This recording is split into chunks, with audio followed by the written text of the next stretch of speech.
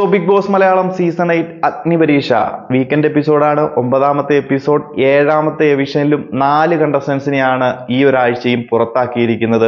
അപ്പോൾ ഇന്ന് guest judges ആയിട്ട് നമ്മുടെ സെറീനയും നാദറയും സീസൺ 5 നിന്ന് എത്തിയിട്ടുണ്ടായിരുന്നു. അപ്പം അവരുടെയൊക്കെ തീരുമാനങ്ങളും ഇതുവരെയുള്ള കണ്ടസ്റ്റൻസിന്റെ പെർഫോമൻസിന്റെ അടിസ്ഥാനത്തിലും ഇന്നത്തെ എവിക്ഷൻ ടാസ്കുകളുടെ പ്രകടനത്തിന്റെ അടിസ്ഥാനത്തിലും ഒക്കെയാണ് എവിക്ഷൻ നടന്നിരിക്കുന്നത്. എന്നാൽ ചെറിയൊരു അൺഫെയർ എവിക്ഷൻ ഇന്ന് നടന്നോ എന്ന് എനിക്ക് സംശയമുണ്ട്. കഴിഞ്ഞ ദിവസങ്ങളിൽ വരെയും എനിക്ക് എവിക്ഷന്റെ കാര്യത്തിൽ ഒരു അൺഫെയർ എന്ന് പറയാൻ സാധിക്കത്തില്ലായിരുന്നു. മികച്ച കുറച്ച് കണ്ടസ്റ്റൻസ് അവിടെ നിൽക്കുന്നു, അതിൽ പ്രത്യേകിച്ചൊന്നും ചെയ്യാത്ത കുറച്ച് പേരെ പുറത്താക്കിയിരുന്നു. എന്നാൽ ഇന്ന് എവിക്റ്റായ 1-2 കണ്ടസ്റ്റൻസിന്റെ കാര്യത്തിൽ എനിക്ക് ഒരു അൺഫെയർ എവിക്ഷൻ ഫീൽ ചെയ്തു. അപ്പൊ നമുക്ക് നോക്കാം ഇന്നത്തെ എവിക്ഷനിൽ പുറത്തായവർ ആരൊക്കെയാണെന്ന്.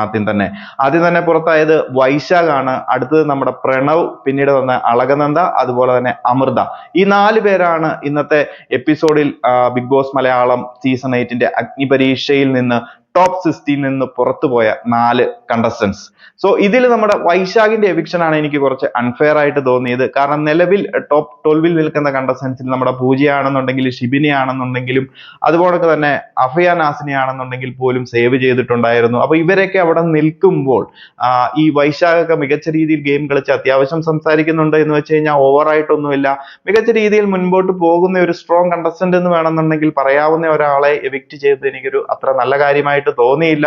അടുത്തത് നമ്മുടെ പ്രണവ് ആണെന്നുണ്ടെങ്കിലും ഈ മുൻപ് പറഞ്ഞ കുറച്ച് കണ്ടസ്റ്റൻസിനെ കമ്പയർ ചെയ്ത് നോക്കുകയുമ്പോൾ ബെറ്റർ ആയിട്ടാണ് എനിക്ക് ഫീൽ ചെയ്തത്. അതും ഒരു അൺഫെയർ എവിക്ഷൻ ആയിട്ട് എനിക്ക് തോന്നി. പിന്നെ അമൃതയുടെ കേസ് ആണെന്നുണ്ടെങ്കിലും അളകനന്ദയുടെ കേസ് ആണെന്നുണ്ടെങ്കിലും ഒരു അൺഫെയർ ആയിട്ട് എനിക്ക് തോന്നിയില്ല, ഫെയർ തന്നെയാണ്. പ്രത്യേകിച്ച് അങ്ങനെ ഒരു കണ്ടസ്റ്റൻസ് അവിടെ ഉണ്ട്, അല്ലെങ്കിൽ ഗെയിമുകളിലും അഭിപ്രായങ്ങളിലും അവർ പ്രത്യേകിച്ച് ഒന്നും തന്നെ അവരുടെ കോൺട്രിബ്യൂഷൻസ് കൊടുത്തതായി ഞാനും ശ്രദ്ധയിൽപ്പെട്ടിട്ടില്ല. എന്നാൽ കമ്പാരിറ്റീവ്ലി നമ്മുടെ വൈശാഖ് ആണെന്നുണ്ടെങ്കിലും പ്രണവ് ആണെന്നുണ്ടെങ്കിലും മച്ച് ബെറ്റർ ആയിരുന്നു നിലവിൽ ഞാൻ പറഞ്ഞ കുറച്ച് കണ്ടസ്റ്റൻസിനെ വെച്ച് നോക്കുമ്പോൾ.